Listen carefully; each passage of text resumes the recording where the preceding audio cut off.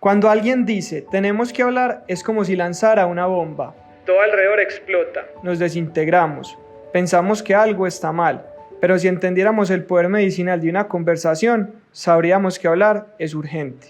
Tenemos que hablar de la tristeza como hablamos de la alegría. Tenemos que hablar de la depresión con soltura y sin vendas. Tenemos que hablar de lo que nos va triturando en silencio. Tenemos que hablar del fracaso sin vergüenza alguna. Hablando, tus miedos se parecen a los míos y se hacen más pequeños. Tenemos que hablar porque cuando alguien lo hace, jala el nudito que todos llevamos por dentro y lo desamarra. Tenemos que hablar para acercarnos al corazón ajeno, para ablandar el nuestro, para hacer puentes y no islas, para que, aun cuando no la veamos, sepamos que la esperanza está cerca, porque cuando alguien dice tenemos que hablar, no está lanzando una bomba, nos está prestando un lugar en el mundo para refugiarnos del bombardeo. Soy Daniel Restrepo y esto es Tenemos que hablar, un podcast sobre salud mental alrededor del emprendimiento, historias de vida y herramientas útiles para atravesar las emociones. Bienvenido. Hola a todos, ¿cómo están? Soy Daniel Restrepo en un nuevo capítulo de Tenemos que hablar con una invitada muy especial que pues conozco desde hace años ya. Ahorita me decía que estoy igual,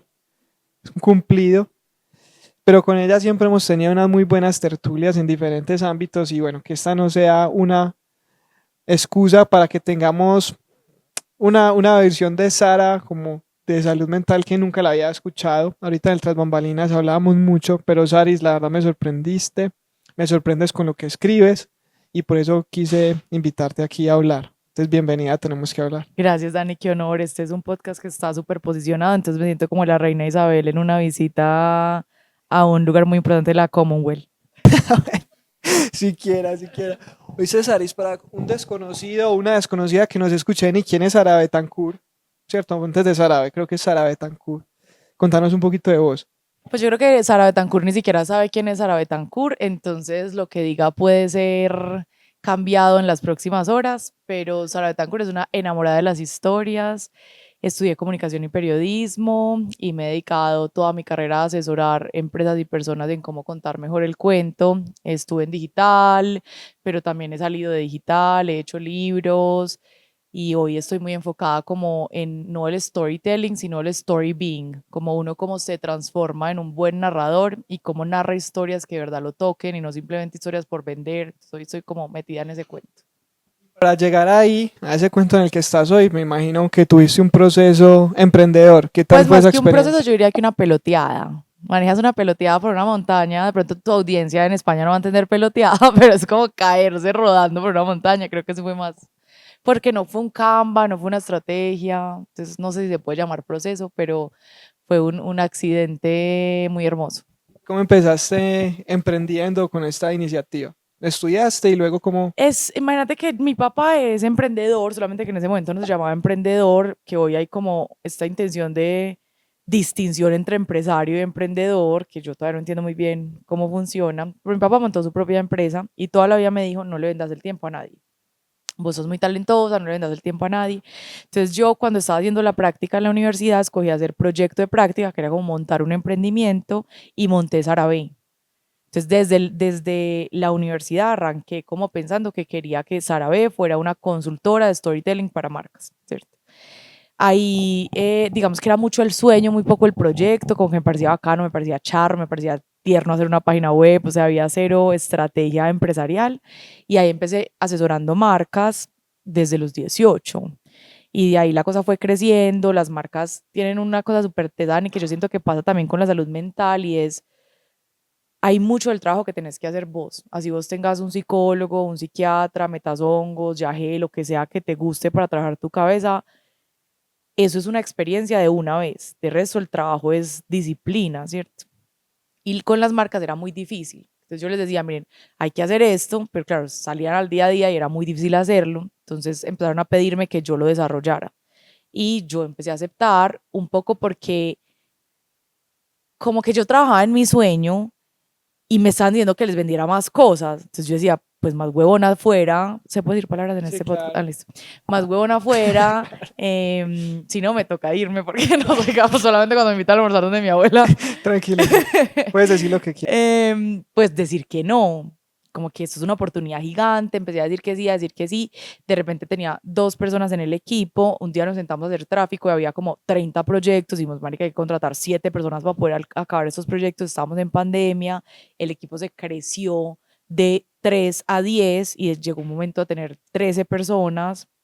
Tuve oficina, la oficina más hermosa, tuve Audi, el Audi más hermoso, y un día me levanté y dije, esta es la historia de quién. O sea, yo por qué estoy en este nivel de estrés, en este nivel de vida a los 25 años. Yo me quería morir, o sea, no literalmente como que tuve ideas suicidas, nunca he tenido ideas suicidas, pero sí como una sensación de que ganas de huir de la existencia y como irme a un pueblito de puta en Alaska, en una Desaparece. iglú, uy, sí, desaparecer siempre. Muchas veces es recurrente, es un sueño recurrente en mí, que es muy charra, más porque me dedico a full exposición, pero es un sueño recurrente en mí. Y ahí empecé a pensar que había crecido y había montado lo que había montado, más como porque afuera me decían que era lo que había que hacer, que porque estuviera conectada con una voz interna. Empecé a buscar esa voz interna, que es un cuento muy lindo, pero realmente es una peloteada peor, porque una vez vos encontrás la voz interna, no la puedes dejar de escuchar. Y a veces la voz interna te dice, salite de ahí, esta no es tu vida, tenemos que ser menos eficientes. O sea, cosas con las que vos, como que tu sueño de la vida, lo que has construido, te dice, eso no es. Entonces mi voz interna empezó a decirme que eso no era y acabé todo. Toda mi vida la transformé, Dani. O sea, la mujer que yo soy hoy versus la mujer que era en el 2020, yo creo que si se encuentran, se reconocen como por la cara, pero son 2 personas muy distintas. Y hoy volví, como te contaba ahorita, tras bambalinas, más como a la esencia de, me gusta mucho hacer talleres, me gusta mucho como trabajar la educación para el mindset de la gente, más que decirle, tenés que hacer reels de 15 segundos para que enganches.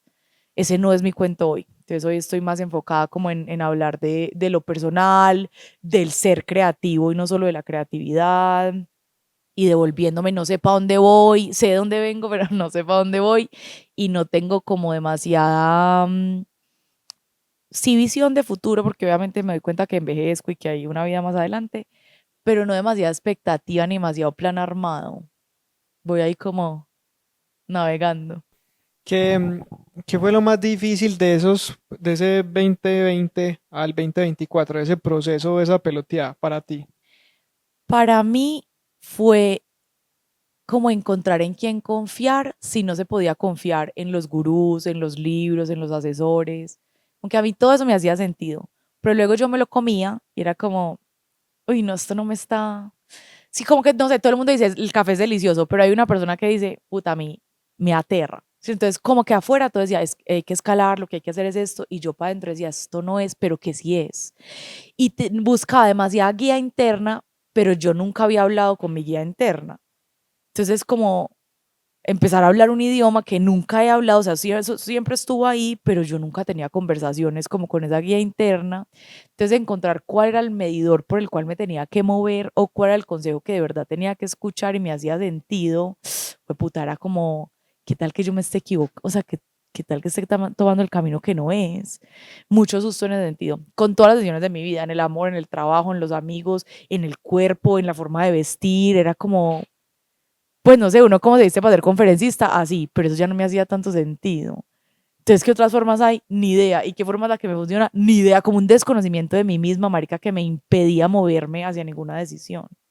¿Cómo volviste a encontrarte a ti mismo? ¿Qué herramientas utilizaste? Pues leo mucho. Soy ahora consumidora de autoayuda, a pesar de que me goce la autoayuda, porque todos los jóvenes nos gozamos la autoayuda hasta que Todos. empezamos a sufrir y es como, ¿dónde está cuál es el pasillo de autoayuda? Leo demasiado, escucho demasiados podcasts, veo demasiadas conferencias. Fui a un taller súper popular que antes se llamaba El Viajero Interior. Hice ese taller, eso me movilizó demasiado, me encontró con esa herramienta del Enneagrama. Terapia 100%, voy al psicólogo hace, no sé, 10 años.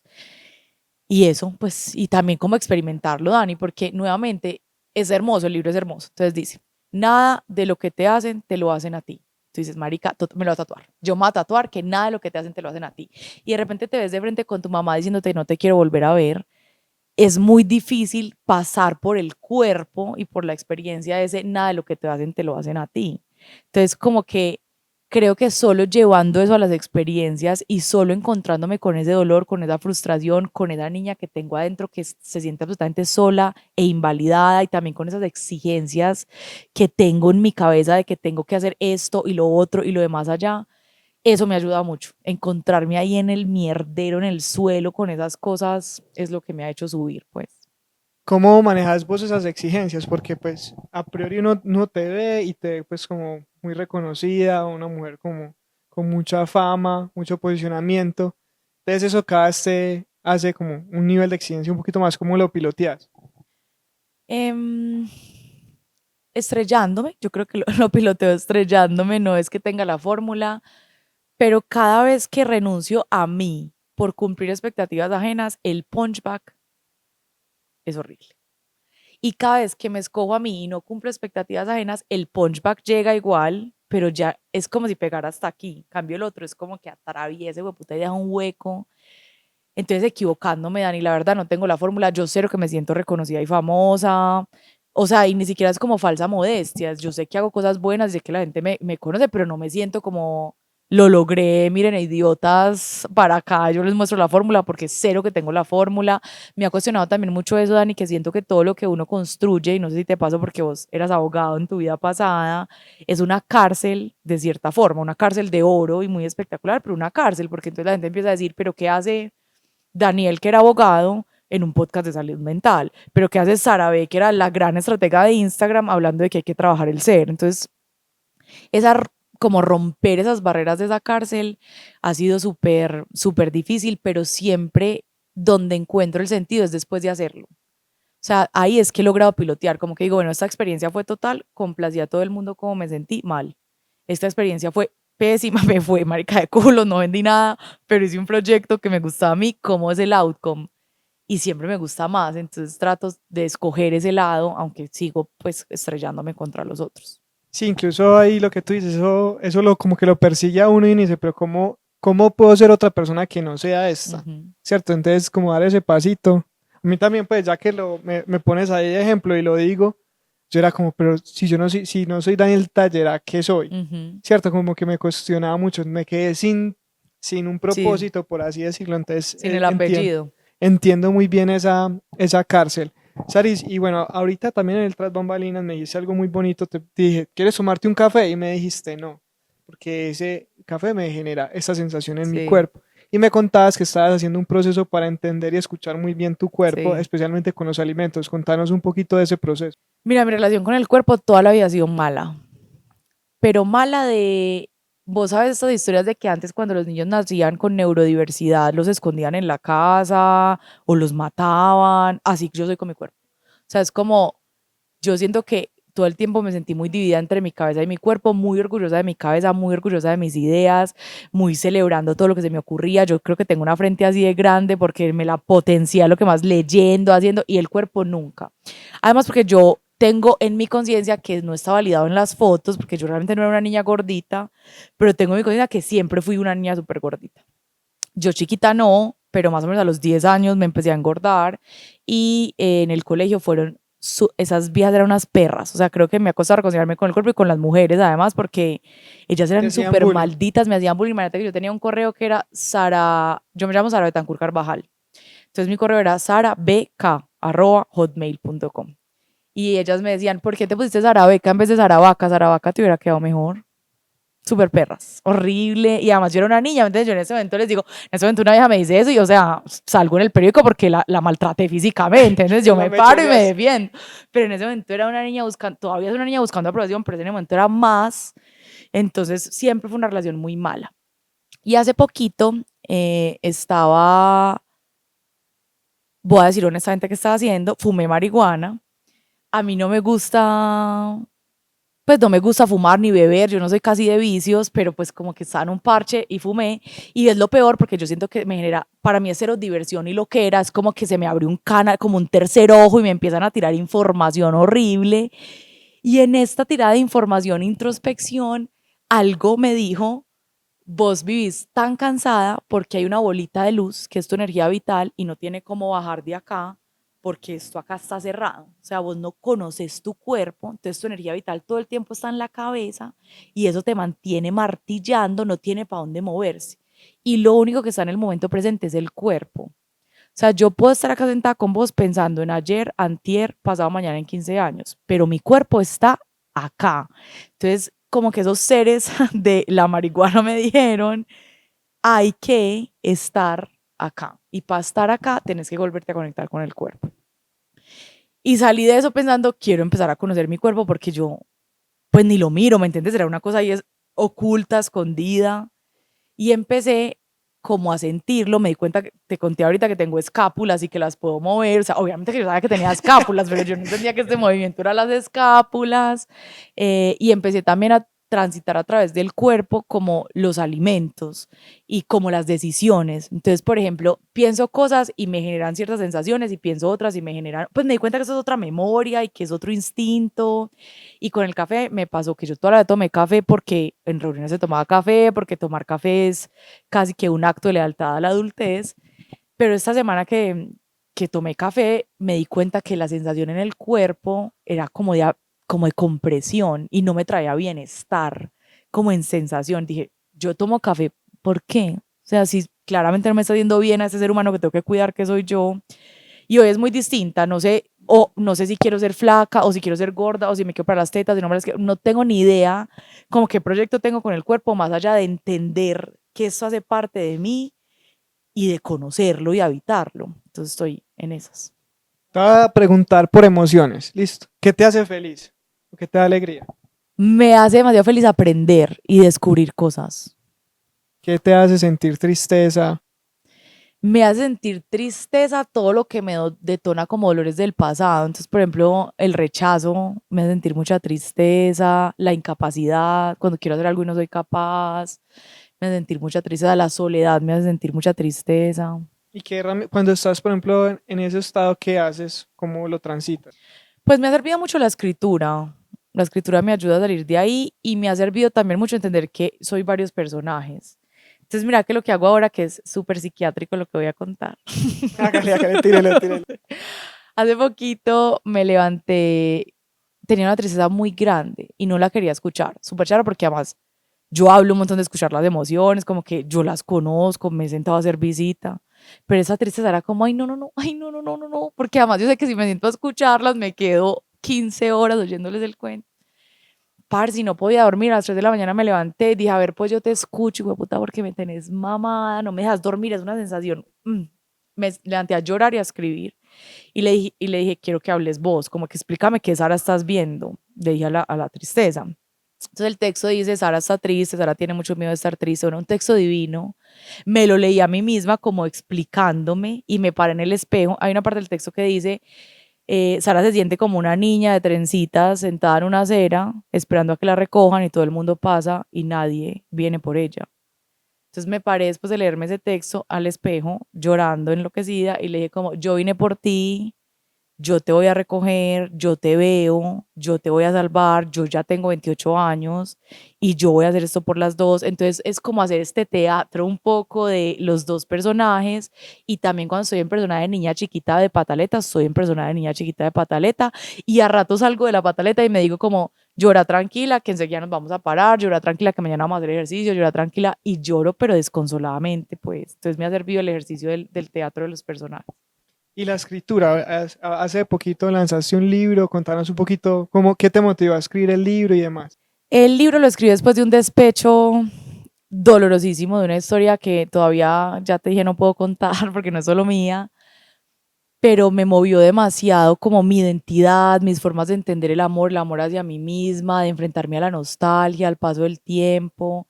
Y yo durante ese periodo que casi me mata, empecé a escribir para mí, como que me escribía textos muy para explicarme. Y en enero vi una película que se llama Past Lives, no sé si la has visto, muy buena, la recomiendo, de A24. Y como que dije, puta, qué belleza esta historia, yo tengo una historia muy poderosa, yo me vi reflejada en esta, ¿por qué no saco la mía? Puede que haya gente que también se refleje en la mía, como que si ya me pasó, yo ya la transité, dejé ahí un montón de instrucciones para relacionarse con la emoción, porque no las saco al público. Y decidí empezar a trabajar en el libro, como a recopilar esos textos.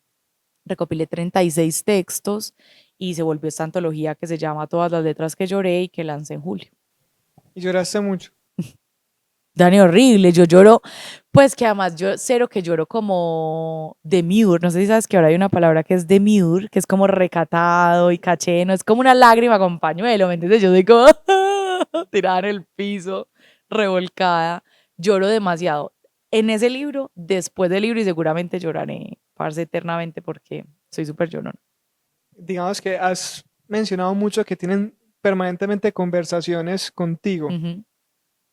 Por ejemplo, cuando tienes ansiedad, ¿qué te dices a ti misma? Pues sinceramente la primera conversación siempre es súper maldita, porque uno aprende a hablarse peor que lo que le hablaron los papás o los cuidadores. Entonces, por ejemplo, si tus papás o tus cuidadores eran súper regañones, tu voz interna es 3 veces regañona. Si eran ignoradores, tu voz interna es 3 veces como, oh, no te está pasando nada, no te está pasando nada, ¿cierto? Yo al principio que siento ansiedad es como, pero ¿cuál es la huevonada, Sara? No está pasando nada, soltalo. Y lo que pasa con mi ansiedad es que dice, ah, no, no está pasando nada. Permíteme, te muestro mi poder. Entonces siempre la primera conversación es mala. Pero una vez me doy cuenta que la estoy haciendo mal, porque también el acto de conciencia, Dani, no es darse cuenta para impedir la acción, también a veces es darse cuenta durante la acción o incluso después de que la acción pasó, para algún día poderse dar cuenta antes. Después de eso siempre es una conversación de explícame pues, decime, explícame qué es lo que necesitas, explícame qué está pasando, cómo te acompaño, qué viniste a decir. Hay una vieja que se llama Nilda Caravillo que dice que las emociones son un correo electrónico entre el inconsciente y el consciente y que hay que abrirlo. Entonces yo ya cuando estoy como, primero no lo quiero abrir, pero apenas digo, bueno, listo, a ver, pues, que es como que saltando ahí sí le digo, decime qué quieres decir y siempre me dice. Ayer escribí que solo encontramos el sentido de lo que nos permitimos sentir. Entonces creo que por ahí va mi relación como con esa conversación de explica. Y, por ejemplo, ahorita hablas de una Sara, pues que unas compañeras le hacían bullying. ¿Qué le dirías hoy con la información que tienes a esa Sara esa chiquita que sufrió ese bullying, por ejemplo? Yo creo que le diría que no es con ella, que nada de lo que el otro hace se lo hace a uno, que seguramente esas niñas están viviendo un proceso propio en sus casas, con su relación consigo mismas, que creen que su única forma de hacerse valer es poniendo a otros por debajo, que no vale la pena cazar pelea y que más vale la pena sentirlo como un estímulo que no entiende. Es decir, como si yo empiezo a hablar acá, no sé, en coreano y te digo, y vos vas como, pues bacana la disociación de esta pelada, pero no entendí nada. Entonces, como vos no tenés las herramientas para transitarlo, pero no las escuché. O sea, sentí que te estaba hablando así como un muñeco de la televisión, porque finalmente eso no es con vos. Y solo si te lo tomas personal empieza a ser con vos. También esta vieja Nilda dice, el problema es del que le duele. Entonces, el que viene con su rabia y su fastidio a hacerte bullying, hasta ahí es problema de él, porque tiene que transitar esa rabia él. Pero si vos abrazás y recoges esa basura, empieza a ser también tuyo. Pucha, está impresionante eso. Saris, ¿qué le dirías a estas, pues estamos en un mundo que está exigiendo, ¿cierto? Que está exigiendo, ahorita lo hablábamos, y este podcast está dirigido en gran parte a emprendedores y emprendedoras. ¿Qué le diría a esos emprendedores o esas emprendedoras que están como en este nivel de exigencia de crecer, de escalar, de crear empresa, de crear empleos, etcétera? ¿Qué le dirías a esas personas? Que se den cuenta que sin ellos no hay ni empresa, ni empleos, ni nada más. Yo creo que el mundo del hacer y el mundo del ser ha estado súper desconectado. Entonces vos ves el mundo del ser con talleres de yoga, irse para Bali, hacer un retiro y los empresarios son como, ay, pero son pues eso es de hippies, eso es de yogis, eso es de gente que mete drogas, ¿cierto? Y las cosas de empresa son un Wobby, un TEDx, o sea, una cosa para trabajar las ideas, la mente, entonces parecen desconectados. Pero si no los conectamos, vamos a seguir teniendo un mundo empresarial que mata a la gente, que hay un montón de autómatas caminando y trabajando, pero no hay nada dentro vibrando. Entonces yo creo que el emprendedor se tiene que dar cuenta que si una persona normal, que no sea emprendedora, porque el emprendedor yo creo que es más o menos anormal, tiene que trabajar en sí misma pues, para poder existir más tranquilo. El emprendedor, marica, tiene esa exigencia por 5, porque además va a relacionarse con otros, va a exponerse a un nivel que tal vez una persona normal no se expondría, y el trabajo empieza por entender que sobre mis hombros se empieza a construir la compañía, qué tan fuertes son mis hombros y mi cabeza, porque finalmente lo que va a hacer la diferencia no es que vos vendas más o menos, sino que cuando vendas menos puedas tramitarlo mejor, y cuando vendas más puedas tramitarlo mejor y no creerte el putas, porque así también quebras la empresa. Entonces yo creo que este tema de trabajarse a uno y entenderse uno como la base de su compañía, sobre todo al principio, Dani, porque ya después me imagino que, pues no sé, uno ve un Rappi, no creo que Simón esté todos los días allá en Rappi, pero muy al principio la empresa cae sobre tus hombros que además sostienen tu cabeza. ¿Qué está pasando ahí? Escuchar qué está pasando ahí, trabajar ahí, no solamente leer cómo vender más, Lean Startup, todos esos libros que hay de gurús de negocios, sino entender que esos libros los está consumiendo un ser humano, esa empresa la está montando un ser humano y hay que ocuparse de ese ser humano para que pueda sostener esa empresa. Es la única forma de no quemarse en 10 años, 15 años o 2 meses. Recomendaciones. ¿Qué libro nos recomiendas? Recomiendo demasiado un libro que encontré hace muy poquito que se llama Atrévete a no gustar. Atrévete a no gustar. Muy bueno, muy bueno. Si están en la industria creativa, hay un libro que se llama A Creative Way of Being de Rick Rubin. Lo recomiendo muchísimo también. Y hay otro que es difícil de conseguir. Es un poco teórico, raro, pero me pareció súper fascinante. Se llama Metáforas de la no dualidad. Brutal. Saris, ¿algún mensaje ya para cerrar? Un tweet ahí, como una frase con la que quieras cerrar esta conversación. Yo quisiera cerrar diciendo que todos queremos ser sabios, pero ninguno queremos pasar el camino hacia la sabiduría, y que el aprendizaje sucede después de la experiencia. Entonces, así vos leas los libros, escuches este podcast, vayas al psicólogo, hasta que vos no te atrevas, te enfrentas al miedo, lo sintas, lo vivas en el cuerpo, no va a haber aprendizaje. Y creo que es una invitación a llevar todo eso que aprendemos y escuchamos al plano real para que pueda hacer casa en nosotros mismos. Gratitud infinita por haber estado aquí, te admiro mucho, de verdad, desde siempre, y gracias por compartir y por abrirte con nosotros. Gracias a ti, Dani, un placer. Cuando alguien dice, tenemos que hablar, es como si lanzara una bomba.